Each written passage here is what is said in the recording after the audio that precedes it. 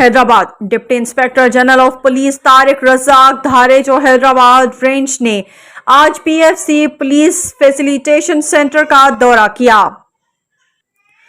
In charge PFC inspector Sikandar गुलाम मुस्तफ़ा ने दीगर staff के हमरा उनका पुरतपाक इस्तकबाल किया और पीएफसी के मुख्तलिफ शोबाजात का दौरा कराया, कारकर्दगी पर तफसीली ब्रीफिंग दी। वो सेंटर में मौजूद शहरियों से भी मिले और दस्तियाब सहूलियात के बारे में दरियाफ्त किया।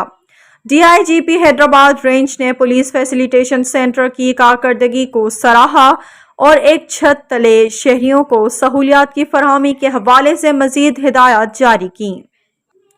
डीआईजीपी हैदराबाद रेंज ने उस मौके पर कहा कि खुश इखलाकी और खिदमत इंसानियत को निस्बुल-ऐन बनाया जाए। शहरियों की फौरी मदद के लिए तमाम तर दस्तियाब वसाइल को बरोए कार लाया जाए।